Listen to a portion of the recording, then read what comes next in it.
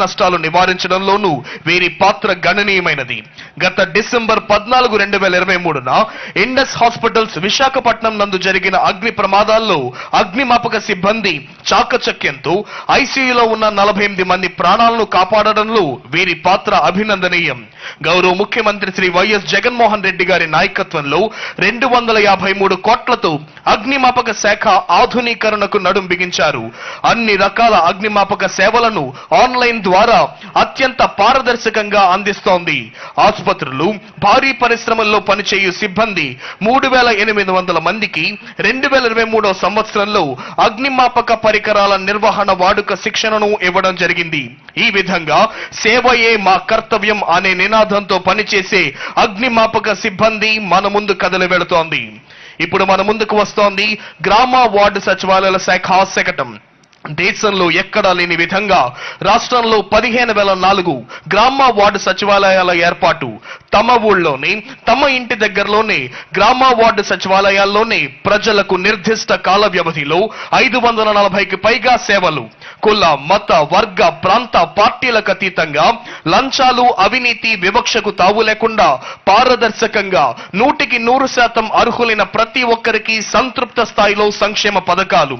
Volunteer వ్యవస్థ 2,66,000 మందితో ఏర్పాటైన వాలంటీర్ వ్యవస్థ ద్వారా ప్రజల ముంగిటకే సుపరిపాలన.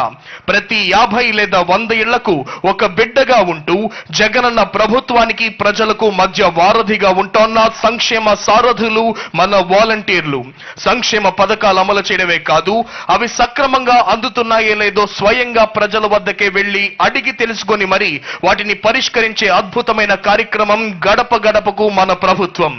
ఇప్పుడు మన ముందుకు వస్తోంది వ్యవసాయ శాఖ శకటం.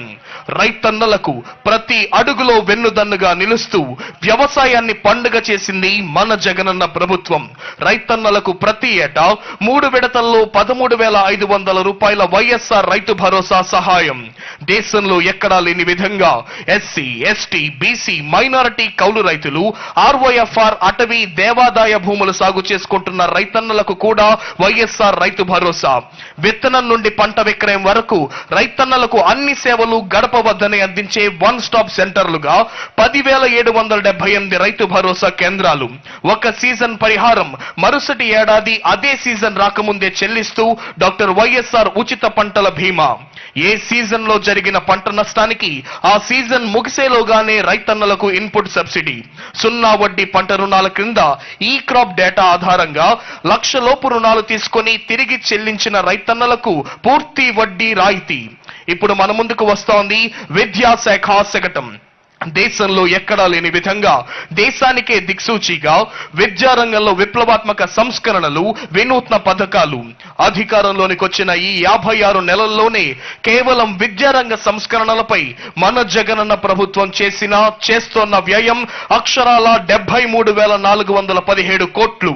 చదువులే పిల్లలకు మనం ఇవ్వగలిగే ఆస్తిని, చదువులకు చేసే ఖర్చంతా రాష్ట్రంలోని పిల్లల భవిష్యత్తుకు పెట్టుబడే అని బలంగా విశ్వసించిన మన గౌరవ ముఖ్యమంత్రి శ్రీ వైఎస్ జగన్మోహన్ రెడ్డి గారి ఆలోచనలకు అనుగుణంగా విద్యా రంగంలో మన సంస్కరణలు దేశానికే తలమానికం, సత్ఫలితాలిస్తోన్న జగనన్న ప్రభుత్వ విద్యా సంస్కరణలు.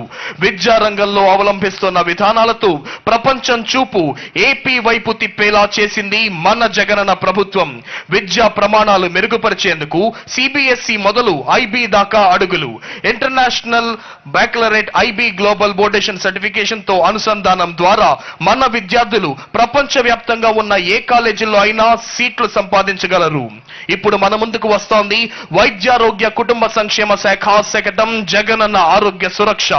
జగనన్న ఆరోగ్య సురక్ష ద్వారా రాష్ట్రంలో ప్రతి ఇంటిని, ప్రతి కుటుంబాన్ని జల్లెడ పట్టి గడప వద్దనే ప్రజల ఆరోగ్య సమస్యలు గుర్తించి ₹1 కూడా భారం లేకుండా నాణ్యమైన వైద్యాన్ని అందిస్తోంది మన జగనన్న ప్రభుత్వం. ప్రివెంటివ్ హెల్త్ కేర్ లో జగనన్న ఆరోగ్య సురక్ష ఒక నూతన అధ్యాయం. జగనన్న ఆరోగ్య సురక్ష ద్వారా ఉచిత వైద్య పరీక్షలు, ఉచిత మందులు, ఉచిత కంటి పరీక్షలు మరియు కళ్లద్దాలు, ఉచిత స్పెషలిస్ట్ వైద్య సేవలు అందిస్తోంది జగనన్న ప్రభుత్వం. ఈ కార్యక్రమం ద్వారా డాక్టర్ వైఎస్ఆర్ ఆరోగ్యశ్రీ, వైఎస్ఆర్ ఆరోగ్య ఆసరాపై అవగాహన, అవసరమైన వారికి అనుసంధానం వంటి సేవలు అందిస్తోంది రాష్ట్ర ప్రభుత్వం. గ్రామీణ ప్రజలకు ఉత్తమ వైద్య ఆరోగ్య సంరక్షణ సేవలు అందించాలన్న సమున్నత లక్ష్యంతో జగనన్న ప్రభుత్వం ప్రతిష్టాత్మకంగా ప్రవేశపెట్టిన కార్యక్రమమే ఫ్యామిలీ డాక్టర్ ప్రోగ్రాం. ఇప్పుడు మన ముందుకు వస్తోంది doctor YSR Aarogyasri శకటం. Doctor YSR Aarogyasri ద్వారా పేదవానికి కూడా నాణ్యమైన వైద్యం ఉచితంగా అందిస్తోంది జగనన్న ప్రభుత్వం. గతంలో ఉన్న 1059 వైద్య ప్రక్రియలను 3257కు పెంచి 2315 నెట్వర్క్ ఆసుపత్రుల్లో ఉచితంగా వైద్యం అందిస్తోంది జగనన్న ప్రభుత్వం. చికిత్స వ్యయ పరిమితిని 25 లక్షల రూపాయల వరకు పెంచింది జగనన్న ప్రభుత్వం. వైద్యం ఖర్చు 1000 రూపాయలు దాటిన అన్ని చికిత్సలు డాక్టర్ వైఎస్ఆర్ ఆరోగ్యశ్రీ పరిధిలోనికి చేర్చింది జగనన్న ప్రభుత్వం. కుటుంబ వార్షిక ఆదాయ పరిమితి జగనన్న ప్రభుత్వం 5 లక్షలకు పెంపుతో ఆరోగ్యశ్రీ పరిధిలోనికి 90% కుటుంబాలు వైఎస్ఆర్ ఆరోగ్య ఆసరా ద్వారా రోజుకు 225 రూపాయల చొప్పున నెలకు 5000 వరకు ఇలా డాక్టర్ల సూచన మేరకు ఎన్ని రోజులైనా ఆరోగ్య ఆసరా ద్వారా సహాయం అందిస్తోంది జగనన్న ప్రభుత్వం. ఆరోగ్య ఆసరా పథకం క్రింద ఇప్పటి వరకు 22.88 లక్షల మందికి 1366 కోట్ల లబ్ధిని అందించింది జగనన్న ప్రభుత్వం. క్యాన్సర్, గుండె, మూత్రపిండ మార్పిడి, హిమనోడలైసిస్, కాక్లియర్ ఇంప్లాంట్స్ కు చికిత్సను అందిస్తోంది జగనన్న ప్రభుత్వం. ఇప్పుడు మన ముందుకు కదలి వస్తోంది ఆంధ్రప్రదేశ్ రాష్ట్ర గృహ నిర్మాణ సంస్థ వారి శకటం నవరత్నాలు పేదలందరికీ ఇళ్లు. నవరత్నాలు పేదలందరికీ ఇళ్లు ద్వారా పేద అక్క చెల్లెమ్మలకు అండగా నిలుస్తూ వారి స్వంతింటి కలను నిజం చేస్తోంది జగనన్న ప్రభుత్వం. అక్క చెల్లెమ్మలకు సాధికారత కల్పించడమే లక్ష్యంగా రాష్ట్ర వ్యాప్తంగా 71,811 ఎకరాల విస్తీర్ణంలో అక్క చెల్లెమ్మల పేర్ల మీదే ఉచితంగా 31.19 లక్షల ఇళ్ల పట్టాలు, ఇళ్ల రిజిస్ట్రేషన్లు, తద్వారా ఒక్కో పేద అక్క చెల్లెమ్మలకు కనీసం 5 లక్షల నుండి 15 లక్షల వరకు లబ్ధిని అందిస్తున్న ఏకైక ప్రభుత్వం మన జగనన్న ప్రభుత్వం. రాష్ట్ర వ్యాప్తంగా పేద అక్క చెల్లెమ్మల చేతిలో 2 లక్షల కోట్ల నుండి 3 లక్షల కోట్ల సంపదను అందించింది మనందరి ప్రభుత్వం. 22 లక్షల ఇళ్ల నిర్మాణం చేపట్టి ఇప్పటికే 8.6 లక్షలకు పైగా ఇళ్లు పూర్తి చేసి లబ్ధిదారులకు అందించింది జగనన్న ప్రభుత్వం. మిగిలిన ఇళ్ల నిర్మాణ పనులు శరవేగంగా పూర్తి చేస్తోంది మనందరి ప్రభుత్వం. అదిగో ఇప్పుడు మన ముందుకు కదిలి వస్తోంది రెవెన్యూ శాఖ శకటం. పేదలకు భూ పంపిణీ, భూములపై సర్వ హక్కుల కల్పన ద్వారా 35,44,866 ఎకరాల్లో 20,24,709 మందికి సర్వ హక్కుల కల్పన. వైఎస్ఆర్ జగనన్న శాశ్వత భూ హక్కు మరియు భూరక్ష ద్వారా 4,000 గ్రామాల్లోని 42.6 లక్షల ఎకరాల్లో రీసర్వే పూర్తి. 17.53 లక్షల మంది రైతులకు భూ హక్కు పత్రాల పంపిణీ. 4.80 లక్షల మ్యూటేషన్లు, కొత్తగా 10.21 లక్షల ల్యాండ్ సబ్ డివిజన్ల ఏర్పాటు, 45,000 సరిహద్దు వివాదాల పరిష్కారం, 71,811 ఎకరాలలో 31.19 లక్షల మంది అర్హులైన ఇళ్లు లేని పేద అక్క చెల్లెమ్మలకు ఇళ్ల పట్టాల పంపిణీ. అసైన్మెంట్ చేసి 20 ఏళ్లు పూర్తయిన 27,41,698 ఎకరాల అసైన్ భూములపై 15,21,160 మంది పట్టాదారులకు లేదా వారి వారసులకు పూర్తి యాజమాన్య హక్కుల కల్పన. ఇప్పుడు మన ముందుకు కదిలి వస్తోంది గ్రామీణ పేదరిక నిర్మూలన సంస్థ సెర్బ్ శకటం. జగనన్న పాలన అక్క చెల్లెమ్మల ఆర్థిక ప్రగతికి ఆలంబన. మన జగనన్న ప్రభుత్వంలో మహిళలే మహారాణులు. అమ్మ కడుపులోని బిడ్డ నుండి ఆప్యాయంగా ఆశీర్వదించే అవ్వ వరకు అక్క చెల్లెమ్మలకు అన్ని దశల్లోనూ అండగా నిలిచింది జగనన్న ప్రభుత్వం. సంక్షేమం, సామాజిక న్యాయం, సాధికారత ఇదే మన జగనన్న ప్రభుత్వ విధానం.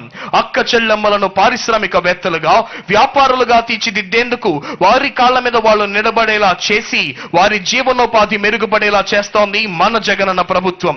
వ్యాపార దిగ్గజ కంపెనీలతో, బ్యాంకులతో అవగాహన ఒప్పందాలు కుదుర్చుకొని అక్క చెల్లెమ్మల సుస్థిర ఆదాయ అభివృద్ధికి బాటలు వేస్తోంది మన జగనన్న ప్రభుత్వం. అధికారంలోకి వచ్చిన ఈ 56 నెలల్లో వివిధ పథకాల ద్వారా డీబీటీ నాన్ డీబీటీ రూపంలో కేవలం అక్క చెల్లెమ్మలకు మన జగనన్న ప్రభుత్వం అందిస్తోన్న లబ్ధి అక్షరాల 2,66,772 కోట్లు. ఇప్పుడు మన ముందుకు వస్తోంది స్త్రీ శిశు సంక్షేమ శాఖ శకటం. రాష్ట్రంలో వైఎస్ఆర్ సంపూర్ణ పోషణ ప్లస్ ద్వారా పోషకాహారం గర్భవతులు, బాలింతలు, 6 సంవత్సరాల వయసులోపు చిన్నారులలో పోషకాహార లోపం వల్ల కలిగే రక్తహీనత, ఎదుగుదల లోపం, మాతా శిశు మరణాలు తదితర ఆరోగ్య సమస్యలను నివారించే లక్ష్యంతో వైఎస్ఆర్ సంపూర్ణ పోషణ పథకాన్ని అమలు చేస్తోంది మన జగనన్న ప్రభుత్వం. ఏటా 1,863 కోట్లతో 55,607 అంగన్వాడీల పరిధిలో మైదాన ప్రాంతాలలో వైఎస్ఆర్ సంపూర్ణ పోషణ ద్వారా, గిరిజన ప్రాంతాల్లో వైఎస్ఆర్ సంపూర్ణ పోషణ ప్లస్ ద్వారా పోషకాహారాన్ని అందిస్తోంది రాష్ట్ర ప్రభుత్వం. 5.8 లక్షల మంది గర్భవతులు, బాలింతలు, 13.63 లక్షల మంది 7 నుంచి 36 నెలల చిన్నారులకు టేక్ హోమ్ రేషన్ అందిస్తోంది జగనన్న నేతృత్వంలోని సమర్థమైన రాష్ట్ర ప్రభుత్వం. ఇప్పుడు మన ముందుకు వస్తోంది పరిశ్రమల శాఖ శకటం. ఆంధ్రప్రదేశ్ లో వనరుల విస్తారం, అవకాశాల అపారం, పరిశ్రమల స్థాపనకు ఎంతో అనుకూలమైన గమ్యస్థానంగా ఆంధ్రప్రదేశ్ ను తీర్చిదిద్దింది జగనన్న ప్రభుత్వం.